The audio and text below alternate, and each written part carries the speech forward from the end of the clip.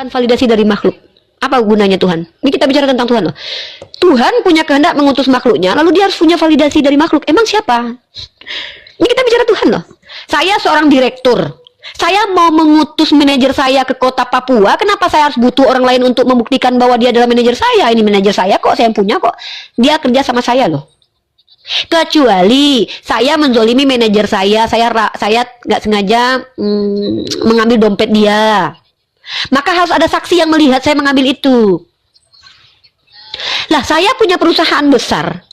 Saya punya manajer, dia kerja sama saya yang bayar gaji dia. Kenapa saya harus panggil, sini cleaning service satu orang, atau sini satu orang manajer lain. Ingat ya, ini manajer saya loh, saya ngutus dia loh. Buat apa? Yang punya kan saya, yang mau ngutus saya. Hei kamu, sini. Saya utus kamu ke Papua sekarang. Kenapa saya kenapa orang, ini perusahaan saya, kenapa? Apa alasan? Coba rasional. Secara rasional, kenapa saya butuh untuk orang lain menyaksikan bahwa saya lagi ngutus manajer saya? Justru kalau perlu, tidak ada yang tahu satu pun orang bahwa ini manajer yang saya utus. Biar apa? Nanti ketika si manajer ini datang ke kantor pusat di Papua, biar semua kelakuan manusia ketahuan. Karena dia bisa jadi nanti, ya dia nggak perlu ngaku manajer, ya saya karyawan baru. Maka akan kelihatan nanti belang-belang mukanya orang lain tuh. Ada yang sok-sokan senioritas, ada yang bilang, anak baru itu. Justru itu bagus. Tapi kalau dia sudah diketahui manajer datang ke kantor pusat, orang sudah tahu semua bahwa manajer baru datang ini orangnya, orang bisa cari muka nanti. Ya Pak, selamat datang ya Pak, ini kantor kita Pak. Orang buruk pun bisa sosok baik nanti. Justru saya kalau ngutus manajer saya namanya adalah Dewa sini Dewa. Ya Bu Direktur, perusahaan kita di Papua bermasalah. Di situ banyak sekali orang-orang yang sok-sokan kayaknya. Saya dengar kabar nih, ada yang korupsi segala macam. Saya utus kamu ke sana ya. Siap Bu. Silakan Dewa, kamu sana. Apa perlu saya panggil orang di sana untuk ini manajer kita loh ya, ngapain? Inilah logikanya. Kenapa Nabi itu tidak butuh secara, kalau saya memahami, kenapa Nabi harus butuh saksi? Karena kalau nanti Nabi butuh saksi lagi, yang mendengarkan juga Nabi. Nanti diminta lagi saksi bahwa yang mengatakan si ini benar siapa? Siapa validatornya? Oh, ada lagi nanti orang. Ya, validator kalau orang ini siapa? Ada lagi. Ujung-ujungnya Tuhan nggak usah. Ngapain Tuhan kasih pengumuman aja udah. Ngapain capek-capek utus Nabi pakai saksi-saksi segala. Udah ngomong aja dari langit. Wahai hambaku, akulah Tuhanmu. Itu kuutus manusia seperti yang dalam kitab kalian ya kan? Inilah anakku yang kepadanya aku berkenan. Tahu-tahu Yesus berkata, dia yang mengutus aku, suaranya belum pernah kalian dengar. Begitu. Ngapain? Kenapa harus pakai saksi? Silakan jawab. Kalau nggak kita maju ke diskusi selanjutnya. Naik. Baik, jadi itu kan pertanyaan saya. Berarti di dalam keislaman, khususnya dalam dunia wahyu, berarti yang menerima wahyu hanya satu orang saja ya? Oh enggak. Siapa bilang? Yang menerima wahyu itu banyak. Selain Nabi Muhammad? Banyak. Sebelum-sebelumnya sudah ada. Tidak ada yang menerima wahyu. Kalau kita bicara tentang zamannya Nabi Musa, kenapa Nabi Musa harus berteman dengan Harun? Karena beliau susah untuk berbicara, beliau cadel. Maka Nabi Harun juga menjadi seorang nabi, salah satu nabi juga, karena beliau nanti membantu Nabi Musa untuk berbicara ke Fir'aun. Saya kasih kamu dalil aja deh, Kanelo ya. Saya bicara nggak mau dari asumsi saya. Dalam surah Al-Isra ayat ke-96 ya, kata Allah ya, katakanlah cukuplah Allah menjadi saksi antara aku dan kamu sekalian, sesungguhnya dia adalah maha mengetahui lagi maha melihat akan hamba-hambanya. Dan mohon maaf mungkin karena kalian teman-teman Kristen punya doktrin ya, nggak mau baca kitab sendiri, saya bisa buktikan kok dalam kitab kalian itu Yesus mengatakan saksi tentang kenabian atau kerasulan dia itu bukan saksi manusia. Silakan nanti kita bahas itu, tapi silakan elaborasi lagi pertanyaannya. Nih, baca dalam 1 Yohanes pasal 5 nomor 9. Kita menerima kesaksian manusia, tapi kesaksian Allah lebih kuat. Sebab demikianlah kesaksian yang diberikan Allah tentang anaknya. Lucu, orang Kristen minta kesaksian manusia terhadap kerasulan Nabi Muhammad dan kerasulan kenabian dari Yesus Kristus. Karena Yesus Kristus sendiri bilang, menurut kitab Yohanes, kita menerima kesaksian manusia. Tapi kesaksian Allah lebih kuat, sebab demikianlah kesaksian yang diberikan Allah terhadap itu anaknya, utusannya. Kenapa harus ada saksi manusia? Lanjut dalam Yohanes pasal 18, kalau teman-teman boleh membaca itu. Kata orang Farisi, kamu bersaksi dari dirimu sendiri, maka kesaksianmu tidak benar. Baca itu ya. Kata Yesus, kalau aku bersaksi tentang diriku sendiri, maka kesaksianku tidak benar. Tapi Allah yang bersama aku, dia yang bersaksi tentang diriku. Karena ada di dalam Taurat, kesaksian 2 orang sudah selesai tentang kerasulan. Orang Farisi kan suka banget nanya-nanya, mana saksimu, mana saksimu? Yesus menjawab, kenapa harus ada saksi manusia? Begitu. Tapi kalau yang dimaksud Yesus berkata, kamulah saksi-saksiku, maksudnya apa? Sama seperti Nabi Muhammad. Kalian berbaiat kepadaku. Apa baiatnya? Tidak boleh menyekutukan Allah, tidak boleh berzina, tidak boleh ini. Artinya apa? Nanti umatnya Nabi Muhammad juga sudah bersaksi bahwa ini Nabi telah menyampaikan semua kabar yang diberikan. Sama Yesus juga begitu. Muridnya menjadi saksi bahwa segala firman yang kau berikan telah kusampaikan pada mereka. Bukan saksi bahwa dia adalah Rasul, tapi saksi bahwa dia sudah menyampaikan firman-Nya. Begitu. Silakan Kanelo. Ya, jadi untuk sementara itu dulu pertanyaan saya. Nanti sebentar saya tanya lagi. Boleh, silakan yang lain mungkin.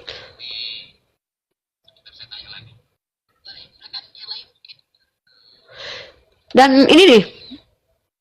Iya, kalau kita lihat di sini yang lucunya, teman-teman Kristen suka selalu meminta saksi-saksi manusia. Saya bingung, kenapa umat Kristen selalu minta saksi manusia? Dalam Yohanes pasal 2 nomor 24, tetapi Yesus sendiri tidak mempercayakan dirinya kepada mereka karena ia mengenal mereka semua, dan karena tidak perlu seorang pun memberi kesaksian kepadanya tentang manusia. Sebab ia tahu apa yang ada dalam hati manusia gitu. Berarti kalau Tuhan sudah tahu bagaimana manusia, nggak perlu manusia bersaksi gitu loh. Jadi ini yang saya bingungkan, kenapa umat Kristen selalu mempertanyakan saksi tentang Nabi Muhammad? Ada tidak standarisasi seorang nabi itu? Dalam kitab kalian tertulis bahwa kualifikasi nabi dalam iman Kristiani adalah salah satunya harus ada saksi mata yang menyaksikan dia diangkat jadi nabi. Coba, kalau nggak ada kenapa harus pakai saksi gitu? Siapa yang ngajarin itu? Gitu. Oke, kalau Bang Kanelo istirahat, saya angkat dulu beberapa orang. Saya nggak tahu mana yang orang Kristen nih. Ya, coba saya angkat selfie Maulita. Saya nggak tahu ya. Yang mana yang Kristen? Selfie Maulita, Muslim dan Muslim?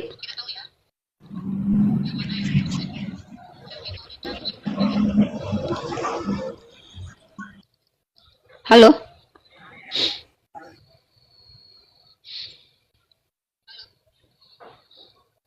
Mungkin ada yang mau disampaikan dulu nih sama Yunus, mungkin ada yang mau disampaikan sebelum kita naikin yang lain, biar Pak Herman dan Kanelo standby dulu. Halo Yunus. Kau nih udah lengkap itu, padat, jelas, mantap. Oke, kita naikin yang non Muslim di typing di bawah. Saya nggak tahu, soalnya terlalu banyak yang minta naik. Yang Kristen aja yang naik dulu ya, yang Muslim nggak usah naik dulu ya. Nggak tahu nih yang mana nih. Uni, saya di sini dulu nggak apa-apa kan? Ya nggak apa-apa, kan ada satu slot itu buat non Muslim, tapi saya nggak tahu Tadi, mana ya. Teman-teman yang ini yang tekan satu dong, biar saya yang jambak aja deh. Yang Kristen tekan satu yang mau naik. Yang Kristen yang mau naik tekan satu, biar saya jambak. Nggak bisa saya tuh. makanya saya di atas soalnya tadi sinyal Uni oren-oren itu. Takutnya Ya, mencat Mbak. Oke. Yang satu ya. Yang satu. Oke, smile. Muslim dan Muslim.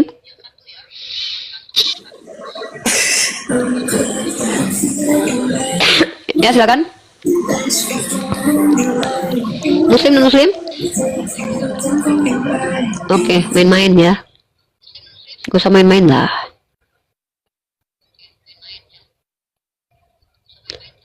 Banyak yang minta naik, tapi saya nggak tahu mana yang non Muslim, yang non Muslim yang ada di antrian, ketik satu.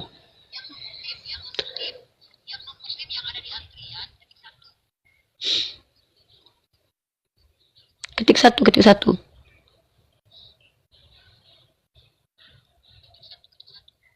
Teman-teman yang Muslim, hati-hati typingan bulan Ramadan ya. Nanti akan diminta pertanggungjawaban, hati-hati. Mana nih? Mana? Coba satu, Suwong.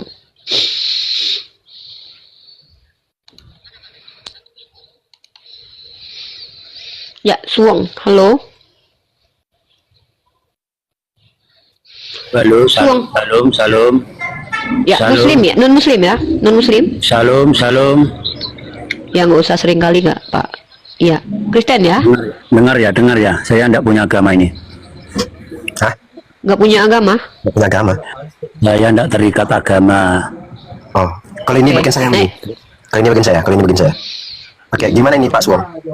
Iya, mau tanya tentang ada yang Islam itu kan syahadat dulu ya, syaratnya ya. Iya. Asyhadu alla itu ya. Ilaha illallah. Enggak. Ini Anda naik ke sini menanyakan saya itu apa, Bang? Atau Pak? Ya, supaya saya tahu agama itu, makanya saya naik. Enggak. Nah, saya tanya dulu, Anda ini ateis atau Anda ini yang sejenis-jenis lah? Apa-apa ini? Saya ini tidak tahu agamanya, apa yang harus saya ikutin, yang benar. Makanya saya mau tanya. Syaratnya Pak Jokir, kan biarkan mungkin dia niatnya baik, kita serahkan sama Kak Unin biar dapatkan edukasi soal netizen di bawah. Pak Suwang kalau ingin bertanya secara baik, ingin mengetahui agama, maka bertanya dengan kondusif. Silakan sama Kak Uni biar nanti dijelaskan. Ya, Pak Suwang mau tanya apa? Iya, syaratnya masuk Islam itu kan satu syahadat ya. Enggak, Pak, bukan itu dulu, Pak. Bapak tidak itu, mungkin Pak. bisa ke tahap syahadat kalau Bapak tidak memiliki akal. Jadi syarat menjadi Islam itu sebelum mencapai taraf bersyahadat dan dikenai syariat, kemudian suci, itu harus berakal dulu. Ciri-ciri seseorang itu berakal bisa membedakan mana ayam, mana bebek, mana Tuhan, mana manusia, mana laki, mana perempuan. Jadi harus berakal dulu. Maksudnya gimana? Oke. Bapak tahu arti akal nggak? Akal itu ya tahu, akal kan Apa? untuk pekerjaan, akal itu untuk membuat kopi Cangkul supaya itu, enggak. Pak. Itu untuk kerja itu cangkul. Akal itu apa? Apakah benda, nama makanan, nama sifat, nama orang, atau apa? Menurut Bapak? Ya, menurut saya akal itu untuk dipakai untuk membuat kopi supaya enggak pahit dikasih Oh, gula itu maksudnya. Itu akal. Oh, berarti akal itu manis rasanya. Iya, macam-macam tergantung kita memakainya. Kalau Nah, untuk jadi sebelum cangkul, Bapak masuk Islam, saran saya Bapak cari tahu dulu apa arti akal. Bapak cari tahu dulu Bapak ini punya akal atau enggak. Caranya Bapak Berarti berkaca dulu. susah banget ya Aja untuk kan masuk dari Islam. gosek no. Nek jenengan kan kepengen tahu piye carane nek arep mlebu ning Islam ki piye. J. Tak akal kandhani. itu tanya Sebelum ini. Anda bersyahadat, Anda harus punya akal dulu. Loh, Akal memangnya itu saya enggak apa? punya akal, ya? Lah, iya bisa jadi. Kan kita nggak tahu, makanya kita harus tahu. Anda ini bisa nggak bedain mana gula mana garam? Ya tahu lah, kalau gula kan Yes. manis, garam asin. Nggak semua yang manis gula loh. Saya juga manis, emang saya gula. Dari mana manisnya? Dari ujung Monas lah. Kalau dilihat dari Monas pakai pipet manis saya. Tidak Kalau semua pakai yang manis itu gula. Ya, madu itu juga manis, bukan gula. Ditanyakan kan gula sama garam tadi, kenapa ke Nah, madu? katanya kalau yang manis-manis itu gula. Weh, coklat juga manis bukan gula. Ya, Madu yo ditanyakan manis kan itu gula. sama Gitu. garam. Nah, ini buktinya. Anda nggak bisa dulu dikasih tahu tentang syahadat. Orang antara gula sama garam aja nggak bisa bedain. Nanti kalau garam apa? Yang asin adalah garam upil ya asin. Nah, nanti dikirain upil garam lagi sama kamu ini. Makanya sebelum Anda bertanya tentang syahadat, Anda harus berakal dulu. Karena ini kajian tingkat Memangnya saya ini tinggi. apa enggak punya akal? Loh, Orang kan bisa saya nggak bawa nuduh motor. Anda punya akal atau tidak. Maaf dia. Dalam Islam itu, ketika kita berbicara, bukti seseorang itu Islam itu apa berakal. sih maknanya Islam itu? Kok harus ribet-ribet itu? Siapa yang ribet? Apanya yang ribet Islam? Ya, itu harus ditanyakan akal. Saya bisa naik motor kok enggak punya akal bagaimana? Apa enggak ODGJ, Pak, maaf Pak, orang dalam gangguan jiwa yang terbiasa naik motor, dia bisa naik motor juga loh Pak. Tapi kemampuan berpikirnya nggak ada. Saya- Kira saya ini gangguan jiwa saya ini. Loh, kok ngerasa gitu Pak? Saya nggak nuduh Bapak, loh, Bapak jangan baper dong. Saya kalau Ya, ini diskusi sama tidak laki-laki yang baik. masih memiliki Mau sifat tahu. feminis, saya nggak bisa nih. Kalau Bapak gampang tersinggung gitu nih susah Pak. Soalnya kalau kebenaran itu nggak memikirkan perasaan Pak. Jadi kalau kita bicara tentang Islam, syarat pertama menjadi orang Islam itu harus berakal. Ya, ciri-ciri seseorang itu berakal adalah dari apa yang diucapkan. Dia mengerti nggak dengan apa yang diucapkan? Contoh, apa arti akal menurut Bapak? Akal itu yang untuk bekerja, untuk Nah, cangkul itu untuk bekerja nggak Pak? Cangkul itu untuk Ya, untuk bekerja nggak? bekerja. Berarti itu akal. Itu kan akal. Cangkul itu juga akal. Kalau tidak punya akal kan tidak bisa mencangkul. Pak, orang ODGJ ya bisa nyangkul loh Pak, kalau cuma sekedar nyangkul. Belum tentu. Nah, mohon maaf ya, enggak, mohon maaf, saya enggak mau merendahkan hamba Allah di sini, ya ciptaan Allah.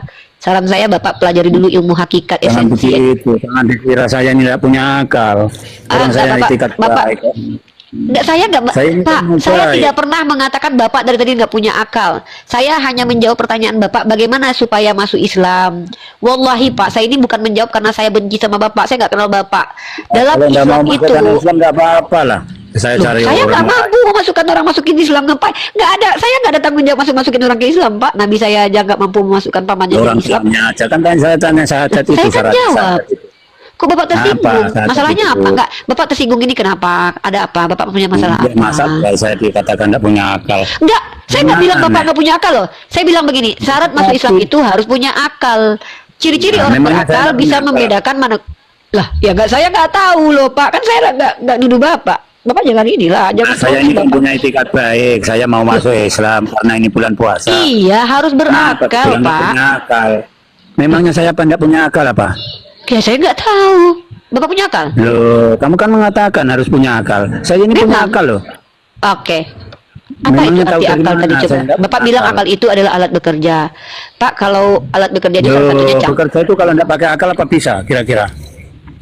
Pak, ODGJ itu sini- punya akal nggak? Orang Orang orang ODGJ sini- orang pintar. pintar beda Pak. Pintar itu nggak ada Ya harus kaitannya dengan pakai akal. Masa orang pintar tidak pakai akal? Bikin tower aja 20 meter bisa, kok tidak punya akal Pak, gimana? saya menjawab pertanyaan Bapak. Ya, maksud saya bertanya, menjawab itu adalah Bapak mengatakan, wah kalau Islam itu syahadat. Siapa bilang kalau cuma tinggal syahadat? Pak, banyak orang Kristen yang bisa meniru-niru kata syahadat kok langsung jadi Islam. Ya tidak. Islam itu Loh, yang adalah. benar kan begitu. Bapak tuh maunya apa? Udah Bapak maunya apa? Bapak maunya apa? Ya maunya tahu Tahu apa? agama itu. Agama Islam, mau tahu agama Islam kenapa sih? Ribet betul Kenapa? rasanya saja kok harus punya akal. Ya memang punya Memangnya akal. Masa kalau nggak punya akal, masa mending saya ngomong sama ODGJ lah Pak. Mana sih Pak? Memangnya saya ini tidak Gini, punya akal. Ini Ya, mana kalau saya tahu. orang kayak gini nih biar saya aja. Gini Pak Ya, Pak Kak Dito maju. Pak Le nek munggah arep teko di Semauri yo meneng. Aja sok tahu, mudune ning isor lah. Wis ngisi. Bukan saya tahu orang dibilang tidak punya mudun. akal. Mudun. Nah, Mudun. kalian ini. Ora mudun. Tahun jali Saya pacul. nggak pernah bilang Bapak ini nggak punya akal loh. Kok Bapak malah stromen gitu sih Pak? Bapak logical fallacy loh Pak. Saya nggak pernah bilang Bapak nggak punya akal. Saya bilang syarat menjadi Islam. Bapak, Saya ini sudah punya kalau saya akal. ya udah kalau begitu Bapak harus bisa membedakan mana Tuhan mana manusia. Betul? Nah apa arti Tuhan menurut Bapak? Menurut Bapak arti Tuhan apa? Tuhan itulah sesembahan manusia. Berarti semua yang disembah itu Tuhan. Iya. Berarti Tuhan banyak. Kalau Allah tahu setahu saya itu beda. Kalau Tuhan Allah itu kata-kata apa Pak? Tunggu, kata-kata Allah ini kata-kata apa? Saya nggak pernah dengar kata Allah nih Pak. Allah ini apa nih? Allah itu adalah ucapan yang Allah itu kalau berkorat. di Islam itu kan katanya Nggak ada, Islam nggak ada. lambai. Orang Islam nggak kenal Allah Pak. Orang Islam nggak kenal Allah. Sorry, Bapak salah. Orang Islam nggak kenal Allah. Kita nggak kenal Allah. Kita kenal ilah dan Saya Allah. tanya, apa itu Allah itu? Yang mana Allah itu? Nah, kan? Ini kan bukti kalau Bapak nggak berakal kan? Bapak penipu kayaknya nih. Di awal dia naik. Salun. Pak, Nah, udah Pak, nggak, saran saya mending Bapak belajar ini bikin keramik yang bagus. Mana tuh Bapak? Ya Bapak fokus aja sama kerjaan Bapak lah, bikin tower gitu. Nggak usah ikut-ikut debat lintas agama lah Pak. Kalau Bapak ingin tahu tentang Islam, Bapak belajar kepada ulama, belajar dulu dari awal tuh. Apa beda Tuhan manusia? Apa bedanya ayam dengan bebek? Gitu dulu ya Pak. manusia ini hamba. Kalau Tuhan itu yang disembah. Tuhan itu yang disembah. Berarti semua yang disembah itu adalah Tuhan. Ya tergantung presensi Anda masih. Nggak ada Pak, Tuhan Islam nggak tergantung Pak. Tuhan Kristen ya tergantung. Ya kan agama kan banyak. Tuhannya orang Kristen Yesus dan disembah. Nah berarti itu Tuhannya Tuhan semua orang- itu. Berarti semua yang disembah itu. adalah Tuhan. Ya menurut saya begitu. Orang saya tidak tahu agama. Menurut Makanya Bapak. saya, ini kan Makanya saya kasih tahu Bapak supaya Bapak bisa menelaah jawaban saya. Bapak harus mengerti dulu apa arti Tuhan, apa arti ayam, bebek, galak, garam, gula, perempuan, laki, terus tahu dulu. memangnya saya tidak tahu apa semua itu tahu saya. Yaudah. Garam Sudah artinya apa betul. coba? Garam itu apa? Kan Yasin. Upil saya asin, Mbak. Garam kah itu? Loh, yang ditanyakan garam apa upil? Kok aneh Bapak kesannya ini? mengatakan, nah ini buktinya Bapak itu enggak belajar, enggak mau belajar. Garam apa? Yang asin. Upil saya asin nih. Ingus saya Yang juga ditanyakan asin, garam pernah ketelan dulu tuh. upil. Makanya Bapak belajar dulu, nggih. Jangan yang kene iki lho, iki berat urusane nih antara ayam karo bebek aja Iya, beda. Pertanyaannya garam kok. Udah Bapak menang deh. Saya salah. Saya ini bodoh. Saya ini nggak ngerti, udahlah Bapak kan. Saya minta maaf Pak ya. Iya, ya udah. Gini. Saya enggak bilang Bapak. Ya udah Pak, nggak usah ikut-ikut saya lah. Saya kalau muter-muter emang. Ya udahlah, saya muter-muter sendiri aja Bapak nggak usah ikut. Gini Pak Suwong, Kalau Bapak ingin menjadi seorang muslim, Bapak belajar sama ulama dekat rumah Bapak aja ya. Oke. Kami mau diskusi sama non muslim ya Pak. Bapak belajar dulu aja, oke? Oke Pak. Semoga Bapak dapat hidayah dari Allah. Semoga Bapak, Pak saya ini orang bodoh, nggak usah belajar ke saya Pak. Jawab kok. Iya udah, saya ini emang saya ini agak lain Pak. Nggak usah Pak, di blacklist aja akun saya Pak. Ini nggak bener ini bilang gitu aja. Nanti kalau Bapak ketemu saya nggak usah dengerin omongan saya deh. Anggap saya aja lah, saya nggak ada di dunia ini. Bapak semoga Allah memberikan hidayah kepada Bapak, diutus kepada Bapak guru-guru terbaik untuk bisa menjelaskan kepada Bapak bagaimana esensi Islam. Oke? Kalau saya kayaknya nggak mampu, saya nggak cocok. Ya, saya nggak cocok. Untuk ngomong sama Bapak nggak cocok. Ilmu saya terlalu rendah di bawah Bapak. Oke? Bapak terlalu tinggi. Nah, apa ini tadi? Apa? Berarti ngomongin apa ini tadi? Tadi ngomongin ingus loh Pak. Ya ingus keluar terus dari tadi Pak, asin lagi Pak.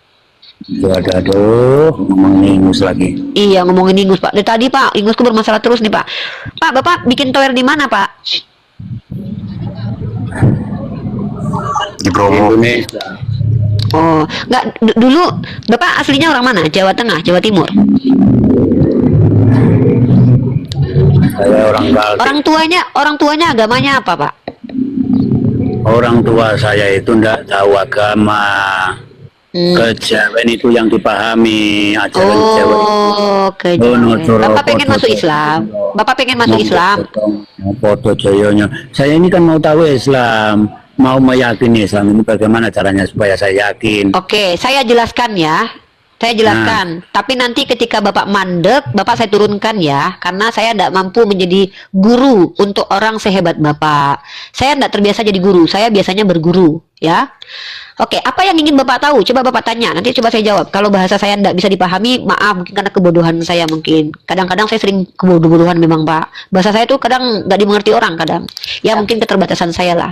Ya nanti saya belajar lagi. Sekarang Bapak tanya tentang Islam. Apa pertanyaannya? Silakan. Ada syaratnya masuk Islam. Satu, Oke. syahadat. Dua, Betul. sholat. Tiga, apa itu ya? Zakat. Empat, puasa. Lima, haji. Ini Betul. yang aku tanya itu. Apa pertanyaannya? Ya, syahadat itulah bagaimana caranya supaya saya itu yakin dengan syahadat itu, penyaksian tadi itu. Makanya ini kenapa saya katakan sebelum kita belajar teorema Pitagoras teman-teman, kita harus tahu angka 1 huruf A itu. Karena ini akhirnya saya nggak ngejelasin. Oke, syahadat itu Pak bahasa Arab artinya adalah menyatakan, mengikrarkan, memberikan persaksian dengan ilmu kita sebagai manusia bahwa Allah lah satu-satunya Tuhan, Muhammad adalah satu-satunya Rasul. Muhammad adalah Rasul utusan Allah. Begitu Pak, itu syahadat. Cara mengucapkannya gimana? Asyhadu alla ilaha illallah wa asyhadu anna Muhammad Rasulullah. Itu dengan lafaz. Lalu dibenarkan di dalam hati, ditasdik biqalbu, lalu diamalkan bil arkan, diamalkan semua yang kita katakan bahwa kita percaya kepada Allah, maka harus ikuti apa yang Allah katakan. Begitu Pak, begitu persaksian Pak. Lanjut, pertanyaan kedua. Itu kesaksian. Bersaksi itu kan ada yang disaksikan. Makna bersaksi itu kan ada yang disaksikan. Artinya ya. Ya, kalau saya Pak, tidak semua kesaksian itu harus melihat dengan mata, Pak. Tidak semua. Buktinya apa? Bapak kalau masuk ke persidangan, sebuah kejahatan di mana di situ ada pencurian. Lalu dipanggillah saksi ahli namanya, Pak. Maka saksi ahli ini, Pak, makanya Pak, saya ini orangnya nggak sabaran Pak. Saya kalau udah muak, saya colok Pak nanti Pak. Tapi maaf Pak, saya nggak mau gitu, saya nggak mau kurang ajar, maaf. Saya anak kecil ya, nanti Bapak tersinggung lagi, maaf nih. Jadi ketika saksi ahli, makanya dengerin dulu Pak. Saksi ahli itu adalah orang yang memberikan kesaksian bahwa betul orang ini mencuri dengan keahliannya. Apa itu? Dia membaca psikologis atau mindstrea dari orang yang sedang dituduh mencuri, Pak. Dia baca mindstreanya, Pak. Mindstrea itu apa? Dia baca motivasinya. Apakah orang ini sudah terbiasa mencuri atau dia tidak pernah mencuri? Maka bisa jadi dia bukan pencuri tapi tertuduh mencuri. Nah, ini adalah orang yang bersaksi dengan ilmunya, Pak. Ya, itu dia Pak. Nah, contoh ahli visum itu ketika memberikan kesaksian betul si A ini yang telah menghabisi nyawa korban ini, dia nggak melihat Pak kejadian itu Pak. Tapi dia memberikan pernyataan berdasarkan ilmu pengetahuan dia. Maka seluruh umat Islam ini yang mengatakan Allah adalah Tuhan, itu bersaksi dengan ilmunya karena mengamati apa yang Allah ciptakan, bukan melihat Allah, Pak. Bagaimana saya bersaksi tanpa melihat? Apa saya harus yakin? Apa yang Makanya saya yakin? bilang tadi, Bapak belajar dulu membedakan akal. Bapak bilang punya akal, tapi Bapak bisa nggak tunjukin ke saya akal Bapak? Coba bentuk akal Bapak kayak mana bentuknya? Bapak ngaku punya akal. Gini nih, kenapa saya pada akhirnya merendahkan makhluk Allah di hadapan saya? Karena kadang manusia itu dari ciptaan sempurna berevolusi jadi kera, Pak. Makanya kadang saya kalau ngomong sama orang, saya percaya bahwa banyak ternyata teori Darwin itu betul. Dikandani bukannya malah terima, dipikirkan, direnungkan, tapi malah mengeyelkan diri. Saya ini bukan orang yang sabar begitu. Perhatikan ya, Anda tadi bilang Anda punya akal, dikatain nggak punya akal ngamuk. Tapi pernah nggak lihat akalmu? Giliran Tuhan kau harus lihat. Nah ini nih. Bagaimana dikatakan wujud Tuhannya itu wujud dohir. Apa arti wujud? Datir. Arti wujud apa? Wujud ya ada. Arti wujud apa? Arti wujud apa? Wujud itu ada. Ada. Zohir artinya apa? Dohir itu ya ada. Nah ini nih. Zohir artinya ada. Ya wes, belajar dulu bahasa Indonesia, turun munggah. Aku nggak sesabar itu ya, berdosa aku nanti. Orang tua aku maki-maki nanti di sini ya. Astagfirullahaladzim. Nih aku bilang, jadi orang Islam itu harus berakal. Kalau nggak ada akal, nggak akan pernah jadi Islam. Ketika sudah dijelaskan dengan menggunakan kaidah berpikir, malah bingung. Jangan kau pikir wujud itu artinya bisa kau tengok, kau toel-toel. Kau percaya kau punya akal, tapi kau pernah nggak bisa menunjukkan akalmu kayak mana? Giliran saya kan punya akal, kamu tersinggung dibilangin gak punya akal. Kau punya akal memangnya Pak? Punya saya, makanya saya bisa hidup. Mana akalmu bentuknya? Gak bisa tunjukin. Jadi tolong ya, tolong. Jangan tanyakan rumus teorema Pitagoras sebelum belajar dulu apa X, apa Y, apa A, apa B. Saya nggak sesabar itu. Saya habis buka soalnya. Apalagi yang saya hadapi orang tua. Nggak sesabar itu saya. Saya bukan dosen. Saya ibu dobol, dosen baik online. Dikasih tahu, dia pula yang ngebantah pakai congortologi, nggak bisa bre.